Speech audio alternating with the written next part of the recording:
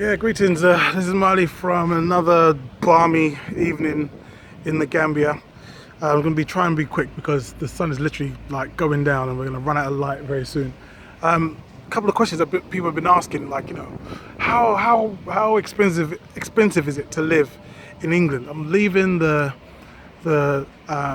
relative comfort of knowing where money is coming in the beginning of the month, and how much I'm gonna have at the end of the month, and my bills and my car note and so on and so forth. And I'm leaving all that to come to Africa and set up, and I have none of that kind of expect those expectant bills and subsequent comforts available. What's it like? How expensive is it to live there? How are you doing it?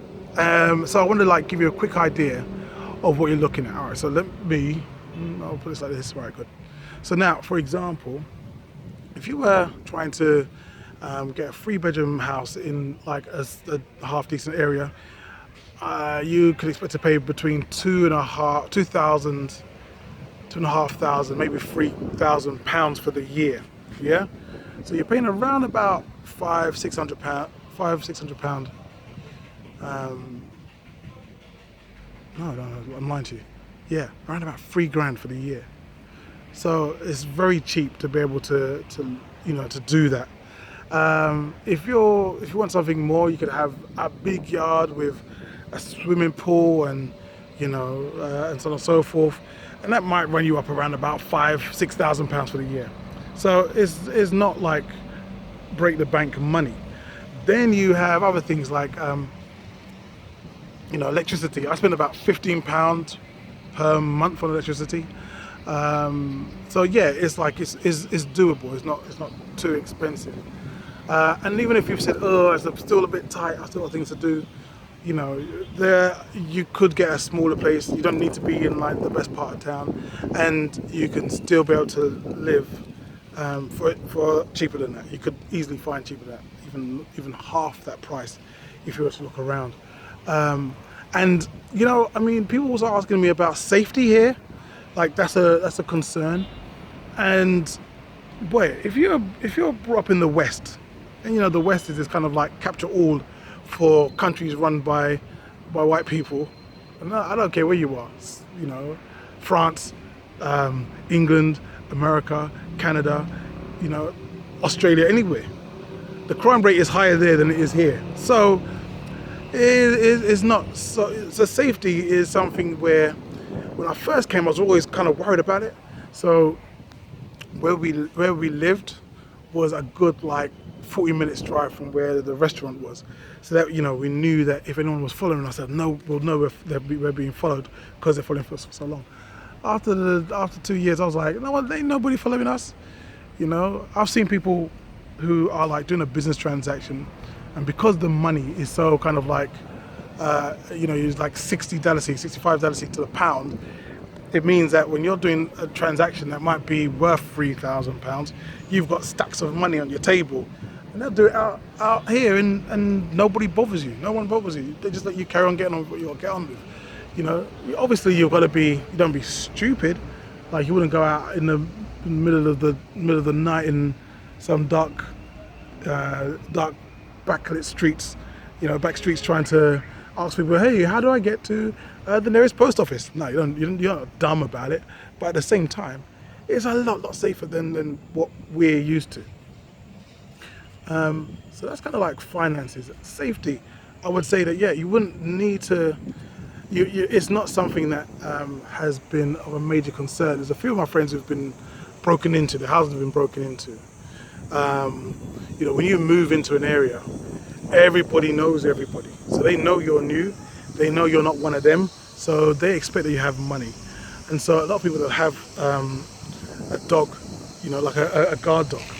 And a guard dog is just basically an animal that will bark. It doesn't have to be like a big old Rottweiler, Mastiff, Pitbull, mad crossbreed, killer dog. No, it just needs something that will make noise, bark, and that kind of like covers it. I find that here, I understand that, and please excuse me if I get this wrong, but from what I understand, dogs are haram in Islam, it's an Islamic country, so many people don't mess with dogs. So, you know, regardless, most people are very cautious when it comes to dogs, which means that if you have a dog in your yard, then people are very concerned about coming in your house. That I would say. A lot of other people that have like a watchman, you know, who stays in the house. You know, they'll open the gate for you when you come in, close the gate behind you, make sure no one goes in the house. And I'm not personally a fan of that, because I know how people will take that and they'll tell their mates, this person is going to be out between 2 and 4 tomorrow, so that's your chance. I know that can go on. So me, I'm more of get yourself a guard dog type person, and you know, you're more likely to not be in any kind of trouble. So they're the kind of things you need to bear in mind. As far as work, don't come here thinking that you want to come here for a job.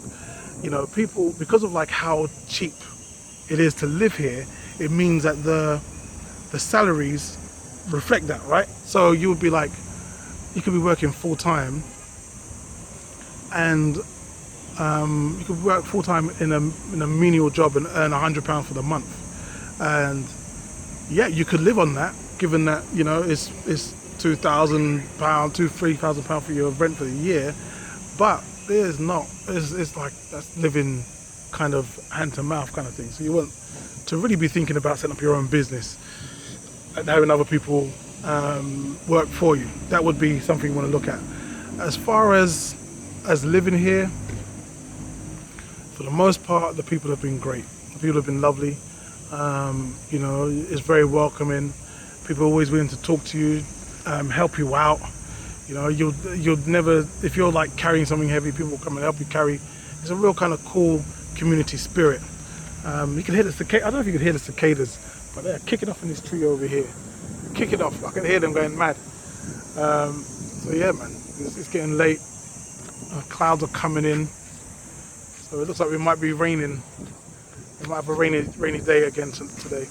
So let me end the video there. I hope that kind of answers your questions. Feel free to just put more questions if you have them. That gives me something else to talk about. Please like and share the video if you can. I'd appreciate that. That kind of helps to get the word out. You know, one thing I wanted to say very quickly. You know, I'm watching on YouTube and on the TV and so on and so forth about all these people around the world who are pushing for new legislation regarding how the police are treating black people in the USA, in America, in Canada, in England, in Europe. Well, I've always been hearing or seeing these videos of like people being traumatized by the police, killed by the police, tortured by the police, hung by the police. Just nonsense going on by people who are representing the governments of these countries. And you know, you go, well, if this is what the government that I'm paying taxes to, is this how their representatives are treating me, I need to like fight back. And I want to salute everybody who has fought back, wherever you are. I saw sisters out there scared, and they're like, I'm not leaving, I'm scared, but I'm not leaving. Much respect to them sisters. Those brothers who I see who will stand up and knock out a few National Front people, love that. Those ones who are over in America and they've been like taking down men with bow and arrows, claw hands. I see, it's just been brilliant. What I foresee happening is there is an exodus of us who are coming out of those countries. However, we will have connections with people in those countries. And then there are you lot who are there in those countries. We need to connect with each other. There is an abundance of wealth that is being transferred from the African continent back to the USA, back to Europe, and so on and so forth. We need to like create those connections, and many of us will have those connections already because either we know someone who's moved over to the continent, or if you don't, there's enough people who are doing videos here, from here, in here, Ghana, Nigeria, Zambia, Zimbabwe, South Africa, all over the place. There are people who are coming from these European and Americas, and they're coming over here and setting up businesses. Link up with them. Even if, you know, I've had a few people who said to me, I want to buy a house, I want to start a business. And I'm like, I can't help you, but I know someone who can. put them in the right direction. So we can work together. Let's do that now. Let's not even hold on. Let's not even wait. Start small, build big. It's fine. You know, we've got one thing that's in common, and that's a common enemy, the enemy of white supremacy. So let's move together. It's now dark. I can't believe how fast the sun goes down here.